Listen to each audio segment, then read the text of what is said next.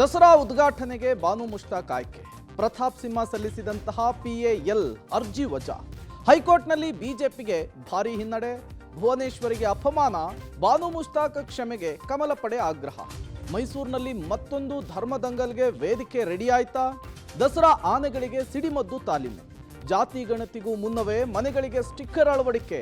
ಬಿಜೆಪಿಗೆ ಅಸ್ತ್ರ ಆಯ್ತಾ ಜಾತಿ ಸಮೀಕ್ಷೆ? ಎಲ್ಲವನ್ನು ನೋಡೋಣ ಕರ್ನಾಟಕ ಟಾಪ್ 20ಯಲ್ಲಿ.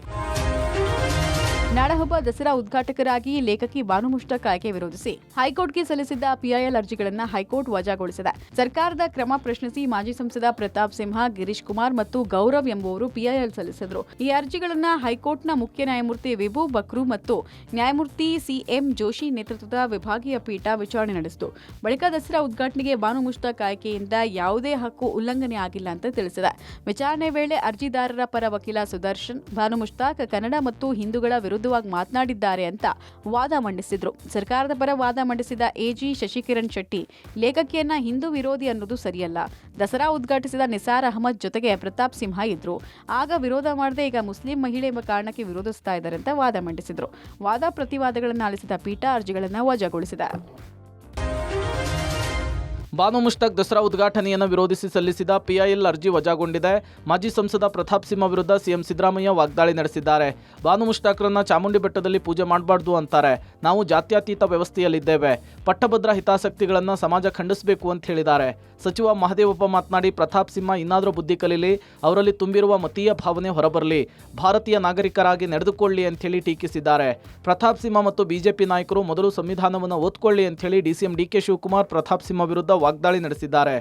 ನನ್ನ ಮತ ನನ್ನ ಹಕ್ಕು ಅಂತ ಹೇಳ್ತಿದ್ದೇವೆ. ಸಂವಿಧಾನಬದ್ಧವಾದ ನಿರ್ಧಾರವು ನಾವು ಮಾಡ್ಕೊಂಡು ಬಂದಿದ್ದೇವೆ. ಸಂವಿಧಾನವನ್ನು ಪ್ರತಾಪ್ ಸಿಂಹ ಮತ್ತು ಬಿಜೆಪಿಯವರು ಸರಿಯಾಗಿ ಓದ್ಕೊಳ್ಳಿ, ಆಗ ನಿಮಗೆ ಏನು ಹಕ್ಕಿದೆ ಅಂಥೇಳಿ ಅರ್ಥ ಆಗುತ್ತೆ ಅಂಥೇಳಿ ಟೀಕಿಸಿದ್ದಾರೆ. ಬಾನು ಮುಷ್ತಾಕ್ ಅವರು ಚಾಮುಂಡಿ ಬೆಟ್ಟದ ಮೇಲೆ ಪೂಜೆ ಮಾಡಬಾರದು, ಅವರು ಬೇರೆ ಧರ್ಮದವರು ಉದ್ಘಾಟನೆ ಮಾಡಬಾರದು, ಪಟ್ಟಭದ್ರ ಸಿಕ್ಕರು ಮತಾಂಧರ ರೀತಿ ವರ್ತಿಸ್ತಾ ಇದ್ದಾರಲ್ಲ, ಇದನ್ನ ಇಡೀ ಸಮಾಜ ಖಂಡಿಸಬೇಕು ಅಂತಕ್ಕಂಥ ಮಾತುಗಳನ್ನು ಹೇಳಲಿಕ್ಕೆ ಬಯಸ್ತಾ ಇದ್ದಾರೆ. ನಮ್ಮ ಹಕ್ಕು ನಮ್ಮ ಮತ ಅಂತ ಹೇಳ್ತಾ ಇದ್ದೀವಿ. ಹಂಗೆ ಮತ ಆಯ್ಕೆ ಮಾಡಿರುವಂಥ ಒಂದು ಸರ್ಕಾರ, ಆ ಸರ್ಕಾರದ ನಿರ್ಧಾರ, ಸಂವಿಧಾನಬದ್ಧವಾದಂಥ ನಿರ್ಧಾರಗಳನ್ನು ನಾವು ಮಾಡ್ಕೊಂಡು ಬಂದಿದ್ದೀವಿ. ಸಂವಿಧಾನವನ್ನು ಸರಿಯಾದ ರೀತಿಯಲ್ಲಿ ಪ್ರತಾಪ್ ಸಿಂಹ ಮತ್ತು ಬಿಜೆಪಿ ನಾಯಕರುಗಳೆಲ್ಲ ಓದಲಿ, ಏನೇನು ನಿಮ್ಮ ಹಕ್ಕಿದೆ ಅನ್ನೋದು ಅರ್ಥ ಆಗ್ತದೆ. ಅವರಲ್ಲಿ ತುಂಬಿರ್ತಕ್ಕಂಥ ಮತೀಯ ಅಂಧ ಭಾವನೆಗಳು ಹೊರಗೆ ಬಂದು ಭಾರತೀಯ ನಾಗರಿಕರಾಗಿ ನಡ್ಕೊಂಡು. ಬಾನು ಮುಷ್ತಾಕ್ ದಸರಾ ಉದ್ಘಾಟನೆಗೆ ಬಿಜೆಪಿಗರು ಮೊದಲಿನಿಂದಲೂ ಕೂಡ ಆಕ್ಷೇಪ ವ್ಯಕ್ತಪಡಿಸಿದರು. ಹೈಕೋರ್ಟ್ PIL ಅರ್ಜಿಯನ್ನು ತಿರಸ್ಕರಿಸಿದ್ರಿಂದ ಬಿಜೆಪಿಗೆ ಹಿನ್ನಡೆಯಾಗಿದೆ. ಕಾಂಗ್ರೆಸ್ ಸರ್ಕಾರದ ವಿರುದ್ಧ ಬಿಜೆಪಿಗರು ಮುಗಿಬಿದ್ದಿದ್ದಾರೆ. ಬೆಂಗಳೂರಿನಲ್ಲಿ R ಅಶೋಕ್ ಮಾತನಾಡಿ, ಕಾಂಗ್ರೆಸ್ ಸರ್ಕಾರದ ಮುಲ್ಲಾಗಳ ಸರ್ಕಾರ ಅಂತ ಟೀಕಿಸಿದ್ದಾರೆ. ಪಂಚಾಂಗ, ಸಂಪ್ರದಾಯ, ಸಂಸ್ಕೃತಿಗಳಿಗೆ ಮನ್ನಣೆ ಕೊಡಲ್ಲ, ಹಿಂದೂಗಳನ್ನು ಕರೆದೊಯ್ದು ಉರುಸ್, ಮುಸ್ಲಿಂ ಹಬ್ಬಗಳನ್ನು ಉದ್ಘಾಟಿಸಲಿ, ಇದಕ್ಕೆಲ್ಲ ಕಾನೂನನ್ನು ತರಬೇಕು ಅಂತ ಹೇಳಿದ್ದಾರೆ. ಬಿಜೆಪಿ ನಾಯಕ P ರಾಜೀವ್ ಮಾತನಾಡಿ, ಧಾರ್ಮಿಕ ಭಾವನೆ ಬೇರೆ, ಕಾನೂನು ಬೇರೆ. ಇಲ್ಲಿ ಧಾರ್ಮಿಕ ಭಾವನೆಗೆ ಧಕ್ಕೆ ಆಗ್ತಿದೆ. ಬಾನು ಮುಷ್ತಾಕ್ ಅರಿಶಿನ ಕುಂಕುಮದ ಬಗ್ಗೆ ಅಪಮಾನ ಮಾಡಿದ್ದಾರೆ, ಚಾಮುಂಡೇಶ್ವರಿಗೆ ಅಪಮಾನ ಮಾಡಿದ್ದಾರೆ. ಅವರ ಹೇಳಿಕೆಯನ್ನು ಅವರು ವಾಪಸ್ ಪಡಿಬೇಕು, ಇಲ್ಲದಿದ್ದರೆ ಅವರು ದಸರಾ ಉದ್ಘಾಟಿಸೋದು ಭಾವನಾತ್ಮಕವಾಗಿ ನಾವು ಒಪ್ಪೋದಿಲ್ಲ ಅಂತ ಹೇಳಿದ್ದಾರೆ. ಈ ಸಿದ್ದರಾಮಯ್ಯನವ್ರು ಬಂದ ಮೇಲೆ ಈಗ ಮುಲ್ಲಾಗಳ ಸರ್ಕಾರ, ತಾಲಿಬಾನ್ ಸರ್ಕಾರ ಇರೋದ್ರಿಂದ ಈ ಪಂಚಾಂಗನೆತ್ತೆ ಪಕ್ಕಕ್ಕೆ ಇಟ್ಬಿಟ್ಟವ್ರೆ. ಅದಕ್ಕೆ ಇದಕ್ಕೊಂದು ಕಾನೂನನ್ನು ತರಬೇಕು. ಚಾಮುಂಡೇಶ್ವರಿ ನಮ್ದಲ್ಲ, ನಾಡ ಹಬ್ಬ ನಮ್ದಲ್ಲ.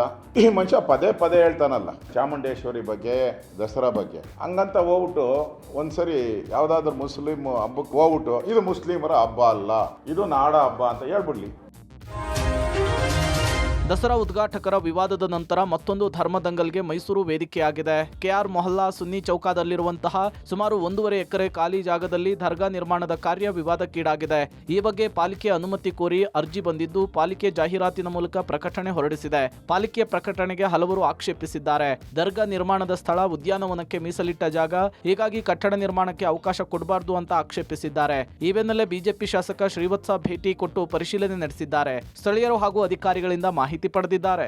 ಏಕಾಏಕಿ ನಾವು ದರ್ಗಾ ಕಟ್ತಾರೆ, ಅನುಮತಿ ಕೇಳಿದ್ದಾರೆ, ಕೊಡ್ತೀನಿ ಅಂದ್ರೆ ಹೆಂಗ್ ಕೊಟ್ಬಿಡ್ತಾರೆ ಅನುಮತಿ? ಜಾಗದ ಮೂಲವನ್ನ ಹುಡುಕ್ಬೇಕಲ್ಲ. ಯಾರೋ ಅರ್ಜಿ ಕೊಡ್ತಾರೆ ಅಂದ್ರೆ ಕೊಟ್ಬಿಡಕ್ಕಾಗತ್ತಾ? ಹಂಗಾರೆ ಇವತ್ತಿನವರೆಗೆ ಯಾಕೆ ಅದು ಹಂಗೆ ಇತ್ತು? ಹಂಗಾರೆ 15 ಏಪ್ರಿಲ್ ನಾ ಲೆಟರ್ ಕೊಡ್ತೀನಿ, 22 ಏಪ್ರಿಲ್ ಇಂದ ಏನು ಇದು ಡಾಕ್ಯುಮೆಂಟ್ ರೆಡಿ ಮಾಡ್ಬಿಡ್ತಾ ಇದ್ದಾರೆ. ಇದು ಕೇಳ್ಬೇಕಲ್ಲ. ಈಗ ಮಾಡ್ತಾ ಇರೋ ಕಾರಣಕ್ಕೆ ಏನು ಹಿಂದೂ ಮುಸ್ಲಿಂ ಜಗಳ ಆಡ್ಕೊಳ್ಳಿ ಎನ್ನುವಂಥ ಉದ್ದೇಶ ಏನಾದ್ರು ಕಾಂಗ್ರೆಸ್ ಸರ್ಕಾರಕ್ಕೆ ಇದೆಯಾ? ವಿಶ್ವವಿಖ್ಯಾತ ಮೈಸೂರು ದಸರಾ ಮಹೋತ್ಸವಕ್ಕೆ ದಿನಗಣನೆ ಶುರುವಾಗಿದೆ. ದಸರಾ ಆನೆಗಳಿಗೆ ಇವತ್ತು ಸಿಡಿಮದ್ದು ತಾಲೀಮನ್ನು ನಡೆಸಲಾಗಿದೆ. ಮೈಸೂರಿನ ವಸ್ತು ಪ್ರದರ್ಶನ ಆವರಣದಲ್ಲಿ ತಾಲೀಮು ಆರಂಭಿಸಲಾಗಿದೆ. ಅಶ್ವರೋಹಿ ದಳ ಆನೆಗಳಿಗೆ ಸಿಡಿಮದ್ದು ತಾಲೀಮನ್ನು ನೀಡಲಾಗ್ತಿದೆ. ಸಶಸ್ತ್ರ ಮೀಸಲು ಪಡೆ 21 ಬಾರಿ ಕುಶಾಲತೋಪನ್ನು ಸಿಡಿಸಿ ತಾಲೀಮನ್ನು ಆರಂಭಿಸಿದ್ದಾರೆ. ತಾಲೀಮಿನಲ್ಲಿ ಕ್ಯಾಪ್ಟನ್ ಅಭಿಮನ್ಯು ನೇತೃತ್ವದ 14 ಆನೆಗಳು ಭಾಗಿಯಾಗಿದ್ವು.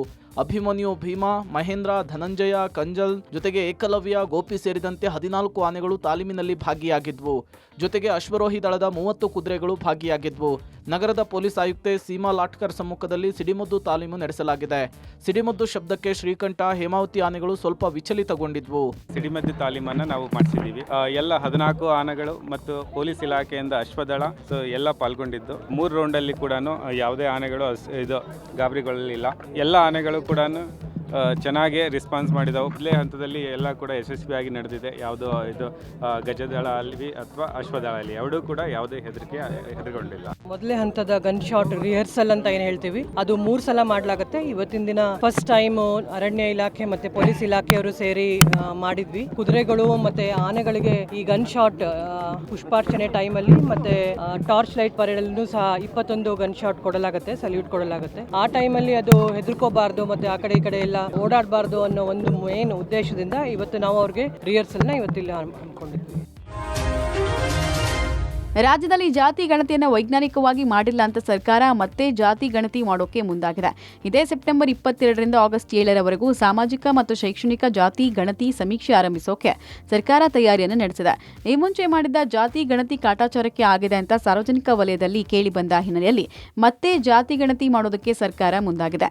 ಸಮೀಕ್ಷೆಗೂ ಮುನ್ನವೇ ಬೆಂಗಳೂರಿನಲ್ಲಿ ಮನೆಗಳಿಗೆ ಸ್ಟಿಕ್ಕರ್ ಅಳವಡಿಸಿದ್ದಾರೆ. ನಗರದ ವಿಲ್ಸನ್ ಗಾರ್ಡನ್ ಸುತ್ತಮುತ್ತ ಸಮೀಕ್ಷೆಗೂ ಮೊದಲೇ ಸ್ಟಿಕ್ಕರ್ ಅಂಟಿಸಿರೋದು ತಿಳಿದು ಬಂದಿದೆ. ಈ ಸ್ಟಿಕ್ಕರ್ಗಳನ್ನು ಮನೆಯವರೆಗೂ ಮಾಹಿತಿ ಕೊಡದೆ ಬೆಸ್ಕಾಂ ಮೀಟರ್, ಗೋಡೆ, ಬಾಗಿಲಿನ ಮೇಲೆ ಅಂಟಿಸಿ ಹೋಗಿದ್ದಾರೆ. ಒಳ ಮೀಸಲಾತಿ ಗಣತಿಯಂತೆ ಯಾವುದೇ ಮಾಹಿತಿಯನ್ನ ನೀಡದೆ ಮತ್ತೆ ಜಾತಿ ಗಣತಿಗೆ ಸರ್ಕಾರ ದುಡ್ಡು ವ್ಯರ್ಥ ಮಾಡ್ತಿದೆ ಅಂತ ಜನ ಆಕ್ರೋಶವನ್ನ ವ್ಯಕ್ತಪಡಿಸಿದ್ದಾರೆ. ಇಲ್ಲ, ನಮಗೂ ಐಡಿಯಾ ಇಲ್ಲ. ಬಂದು ನೋಡಿದ್ವಿ, ಸ್ಟಿಕ್ಕರ್ ಅಂಟಿಸಿದ್ರು. ಇದಾಯ್ತು ಒಂದು 4-5 ದಿವಸ ಆಗಿರ್ಬೇಕು. ನಮಗೆ ಗೊತ್ತಿಲ್ಲ ಏನಕ್ಕೆ ಹಾಕಿದ್ದಾರೆ ಅನ್ನೋದು ಗೊತ್ತಿಲ್ಲ. ನಮಗೆ ಈ ಸ್ಟಿಕ್ಕರು ನಮಗೆ ಗೊತ್ತಿಲ್ಲ, ಐಡಿಯಾನೇ ಇಲ್ಲ. ಏನು ಕರ್ನಾಟಕ ಸರ್ಕಾರ ಅಂತ ಇದೆ, ಸರಿ ಯಾವುದೋ ಗೌರ್ಮೆಂಟ್ ಸ್ಟಿಕ್ಕರ್ ಇರಬೇಕು ಅಂದ್ಬಿಟ್ಟು ನಾವು ಸುಮ್ಮನೆ ಆದ್ವಿ. ಆಚೆ ಹೋದಾಗ ಯಾರೋ ನಾನು ಬಂದು ನೋಡ್ತೀನಿ ಆ ಸ್ಟಿಕ್ಕರ್ ಅಂಟಿಸೋಗಿದ್ದಾರೆ.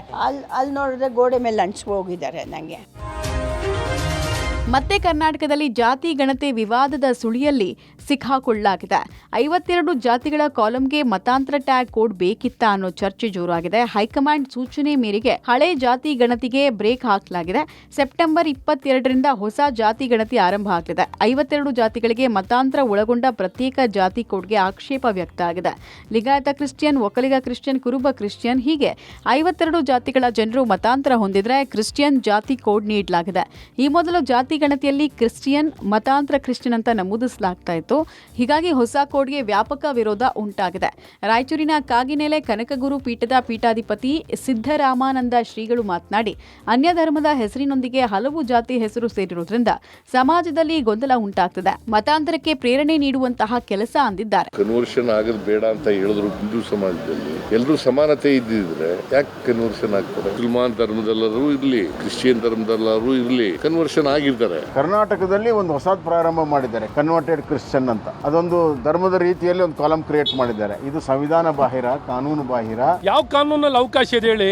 ಕುರುಬ ಕ್ರಿಶ್ಚಿಯನ್, ಗೌಡ ಕ್ರಿಶ್ಚಿಯನ್, ಬ್ರಾಹ್ಮಣ ಕ್ರಿಶ್ಚಿಯನ್ ಅಂತ ಹಾಕೊಳ್ಳಿಕ್ಕೆ ಯಾವ ಕಾನೂನಲ್ಲಿ ಅವಕಾಶ ಇದೆ? ಹೊಸ ಜಾತಿಗಳನ್ನ ಸೃಷ್ಟಿ ಮಾಡಿ ಸಮಾಜದಲ್ಲಿ ಗೊಂದಲವನ್ನ ಉಂಟು ಮಾಡಿದೆ. ಈ ಕೃತ್ಯದಲ್ಲಿ ಯಾರ ಕೈವಾಡ ಇದೆಯೋ ಗೊತ್ತಿಲ್ಲ, ಆದರೆ ಮತಾಂತರಕ್ಕೆ ಪ್ರೇರಣೆ ನೀಡುವಂತಹ ಕೆಲಸ ಇದು.